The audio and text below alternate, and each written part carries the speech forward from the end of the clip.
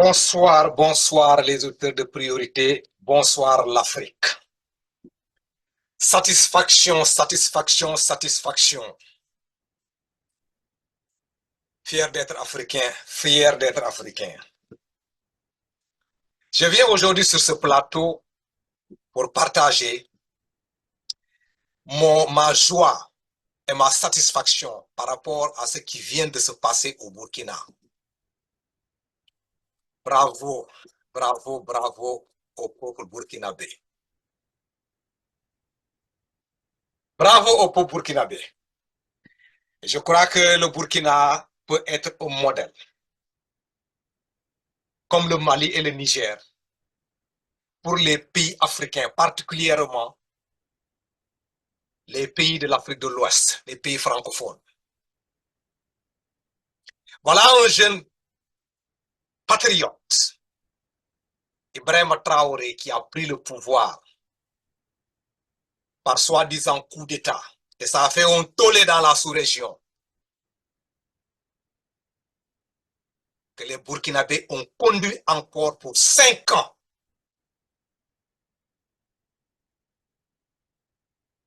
Sur la destinée du pays.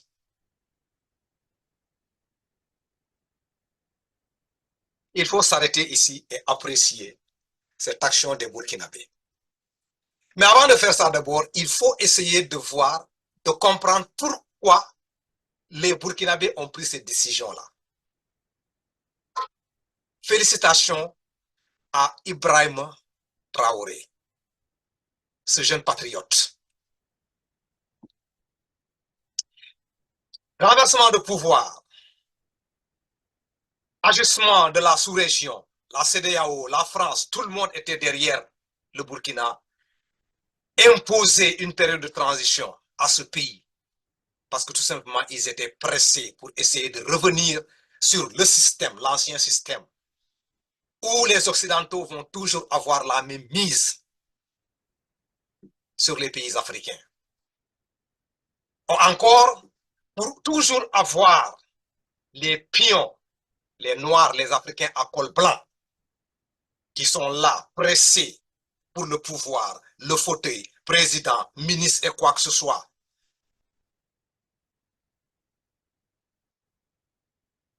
Les Burkinabés ont décidé de donner un temps imparti pour cette transition à ce jeune Ibrahim Traoré. Bien avant que ce jeune s'asseye sur le pouvoir et dirige le pays, il y a une assise nationale qui avait eu lieu. Je crois c'est au mois comment on l'appelle encore là, au mois d'octobre, le 14 octobre 2022, si je ne me trompe pas. Et dans ces assises-là, les Burkinabés ont été clairs et directs avec Ibrahim Traoré. Il y avait des points qu'ils avaient déclinés pour cette transition. Parmi ces points, il y avait la reconquête du territoire national. Il y avait la lutte contre la corruption, la réforme des institutions. Il y avait comment dirais-je, la recherche de la cohésion sociale.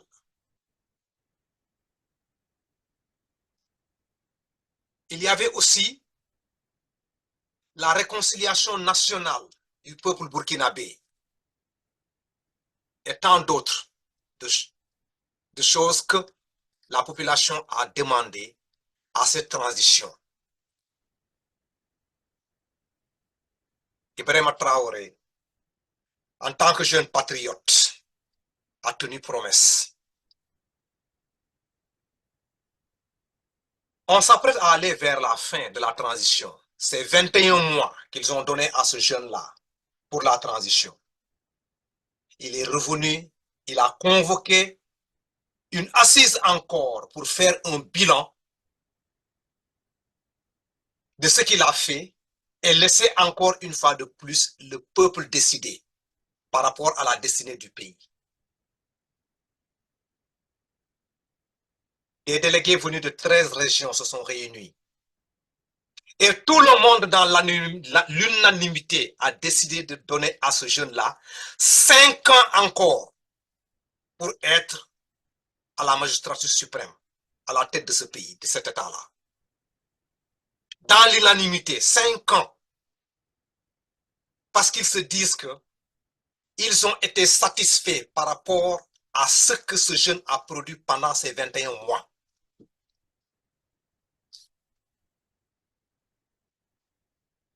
Bravo. Et si on va au Burkina maintenant, on n'a plus, est-ce qu'on peut l'appeler une junte? Est-ce qu'on peut l'appeler un président de transition? Non, non, non. À partir du mois prochain, à partir du mois de juillet, cette appellation de président de transition est finie. Il devient de facto, même avec la tenue militaire, un président légitime pour diriger le pays pendant 5 ans encore. Et ce n'est pas tout. Qu'est-ce que les Burkinabés ont décidé encore après ces 5 ans? Les Burkinabés ont décidé qu'après les 5 ans à venir, Ibrahima Traoré peut se présenter encore en tant que président de la République. Lui, son président de l'Assemblée nationale, l'Assemblée législative, et son premier ministre. Ils peuvent se présenter comme candidat à l'élection future. Bravo au peuple burkinabé. Il y a un élan qui se dessine en Afrique, de jeunes patriotes qui se lèvent, qui ne sont pas là pour le jeu. Ibrahima Traoré, un jeune militaire, un patriote, qui a mis sa vie en péril, qui a pris tous ces risques-là. Le peuple a dit, voilà ce qu'on veut, et il a, comment on l'appelle encore là? Il a tenu promesse et il a rendu promesse.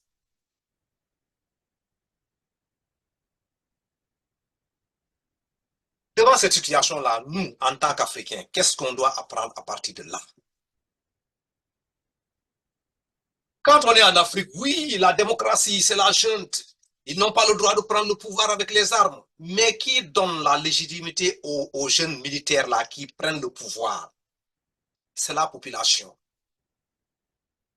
Et cette population, c'est elle-même qui revient encore là pour évaluer. C'est là où je salue maintenant cette jeunesse présente là qui se trouve dans nos pays. Ce sont des responsables. Et ils attendent toujours à ce qu'on leur rende compte par rapport à leurs attentes. Et dans le cas du Burkina, c'est ce qui vient de se passer. Ils ont confié un devoir, une mission à ce jeune-là. Et le jeune a délivré.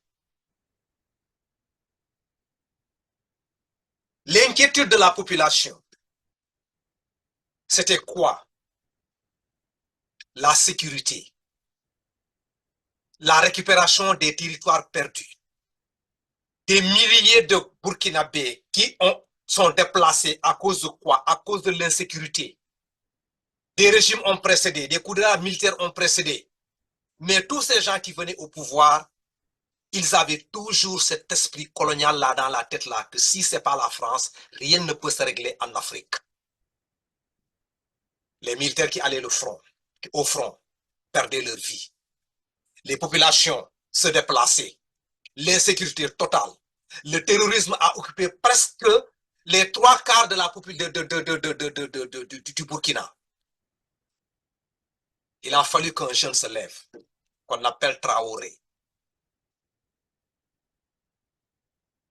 Ibrahima Traoré, pour faire comprendre à l'opinion nationale et internationale que c'est possible.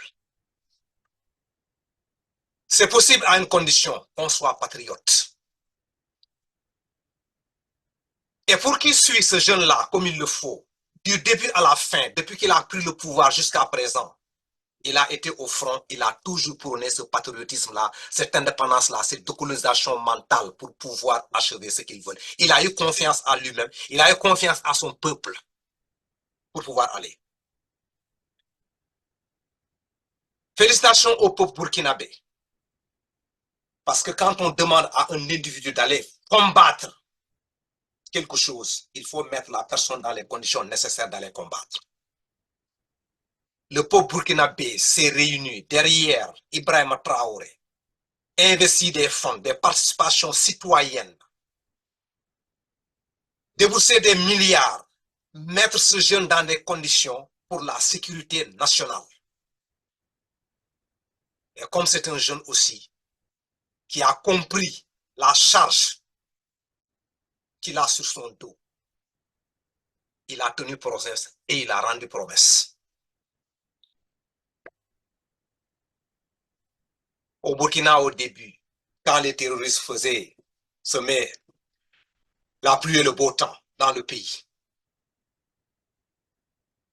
les militaires, paraît-il que pour se défendre même en question là, s'ils étaient, comment on l'appelle encore là, 12 à 15 militaires là, ils n'ont pas suffisamment d'armes, ils sont obligés de se passer des armes pour essayer d'aller lutter contre le terrorisme. Et on est là dans un pays où il n'y a aucune raison pour qu'on dise que ici, le terrorisme doit, comment dirais-je là, sévir ici et prévaloir et s'imposer dans ce pays-là, et personne ne les voyait. Les forces étrangères étaient là. Ces pays du Sahel perdaient leur territoire de jour en jour. Avec la technologie ici là, ils n'ont jamais attrapé un terroriste. Qu'est-ce que cela pour nous inspirer? Mais il a fallu que ce jeune Ibrahim Traoré prenne la volonté et la décision d'aller contre tout ce truc-là, cette organisation internationale-là dans son pays et dire qu'on se prend en charge. Le problème burkinabé, aucune personne ne va venir pour nous libérer. C'est nous, peuple burkinabé, qui allons prendre notre décision pour essayer de lutter contre le terrorisme. Et on peut le faire.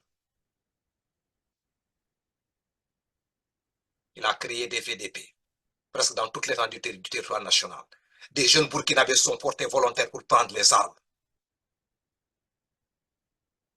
Et maintenant, quand on va dans les trucs là, quoi, dans les médias pour voir le combat que ce jeune-là est en train de faire au niveau du Burkina, la lutte contre le terrorisme, la peur a changé de camp maintenant.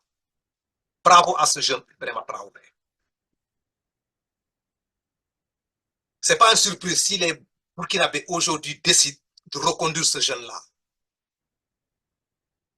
L'Afrique française là, l'Afrique, comment dirais-je là, occidentale là, particulièrement l'Afrique de l'Ouest, la francophone, je crois que tout dirigeant qui se trouve là-bas doit s'inspirer de ce jeune-là pour comprendre que si la population est satisfaite de toi, reste et dort la conscience tranquille.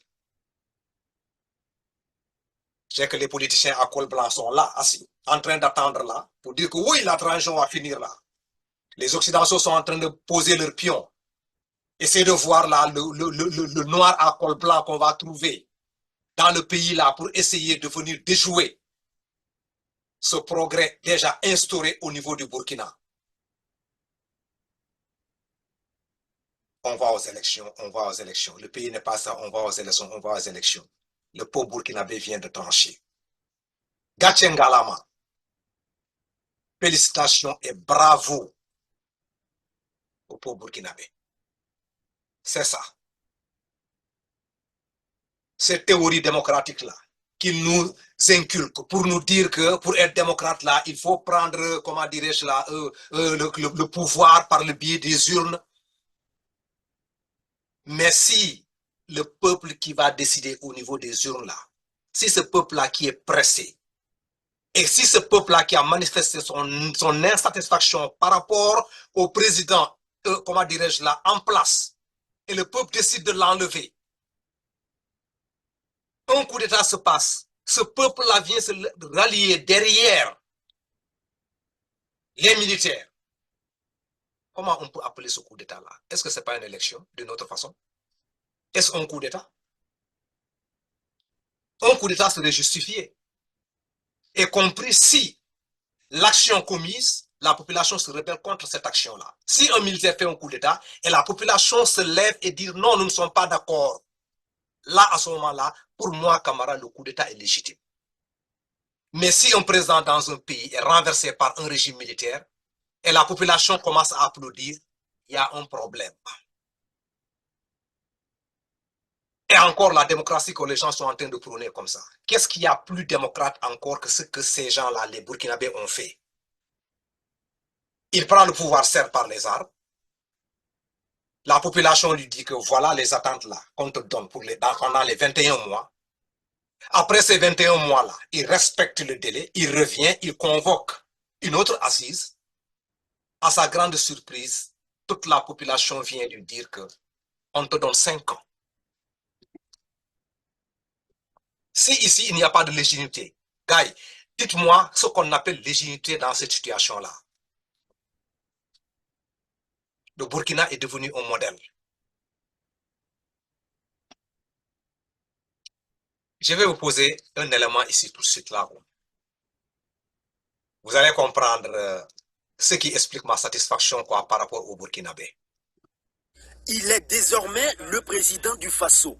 La dénomination de président de la transition n'est plus d'actualité. Le capitaine Ibrahim Traoré porte aussi le statut de chef de l'État, chef suprême des forces armées nationales. Ainsi en a décidé la charte de la transition modifiée ce samedi 25 mai 2024 à la clôture des assises nationales. Une charte qui confère également au président Ibrahim Traoré 5 ans pour gérer les affaires de l'État à compter du 2 juillet 2024 et la suppression des quotas dans les partis politiques. C'est accordé au président et non pas la durée. Le mandat qui lui a été accordé, c'est le retour de la sécurité sur l'ensemble du territoire national, le retour des déplacés internes sur leur lieu de territoire d'origine et l'assainissement des institutions. Moi, c'est le plus important que je retiens, mais aussi j'ai ajouté à l'audience de ne pas oublier le Sahel. Parce que Dori, le chef-lieu du Sahel, c'est le seul chef-lieu du Sahel du pays qui n'est pas accessible en ce moment. À côté, seules les élections présidentielles, municipales et législatives mettront fin à la transition et pour l'organisation de ces élections, le président du Faso est éligible, de même que le Premier ministre et le président de l'Assemblée législative de transition. Des modifications qui enchantent les soutiens du président Traoré. Devant Dieu, devant les hommes, le peuple burkinabé a osé lutter et ils ont su vaincre. On était dans le besoin absolu d'avoir un chef d'État. Et cela a été fait par la volonté du peuple. Une joie immense. Le président du Faso aujourd'hui, c'est un président pour tous les Burkinabés. Et qu'ensemble, nous allons vivre ensemble et nous allons réussir ces défis majeurs qui nous attendent. Il y a aussi la création de l'organe CORAG, une instance chargée de définir, de suivre et de contrôler la mise en œuvre de la mission stratégique du Burkina Faso dans tous les domaines. Mais pour cette participante, cette nouvelle décision n'est pas inclusive. Donc par là, on a demandé en fait dans la salle à ce qu'on nous explique ce que c'est que le CORAG et nous dire pourquoi on dit par tous les moyens. Malheureusement, on n'a pas eu de suite. Et donc, on a peur que ça soit un deuxième RSP qui est en train d'être mis en place par le président, dont nous ne connaissons pas les composantes. Et ce n'est pas tout. Fatouma Koulibaly fait savoir que la culture a été une fois de plus lésée dans cette nouvelle charte. Mais nous, les acteurs de la culture, nous n'avons pas été pris en compte dans les différentes composantes. En 2022, c'était la même chose. Aujourd'hui encore, malheureusement, les acteurs culturels n'ont pas été pris en compte dans les composantes ni dans les décisions qui seront prises en compte plus tard. Pourtant, quand on parle de promotion des valeurs culturelles, ceux-là même qui sont des associations culturelles devraient assister aux différentes prises de décision. Donc, de ce côté, je suis un peu déçue parce que quand on parle de résilience, c'est les acteurs culturels qui sont en train de permettre aux différentes populations d'être résilientes. Donc quand on n'est pas pris en compte dans les décisions, c'est vraiment dommage que la culture soit mise de côté et que notre ministère aussi ne fait rien pour en fait que ces différentes composantes soient prises en compte. Les assises nationales prennent ainsi fin avec le capitaine Ibrahim Traoré qui a apposé sa signature sur la nouvelle charte de la transition en attendant son investiture par le Conseil constitutionnel. On était dans le besoin absolu d'avoir un chef d'État. Mon frère, vous avez un chef d'État maintenant, vous avez un président et vous avez un chef suprême des armées. Bravo. Bravo le Burkina. Félicitations. Mes gars, je m'arrête ici pour vous. Voilà ce que j'ai voulu partager avec mes auditeurs de priorité. Vive au Burkina, vive l'Afrique, vive cette nouvelle génération qui ont compris les défis qui nous attendent, quoi. Merci beaucoup.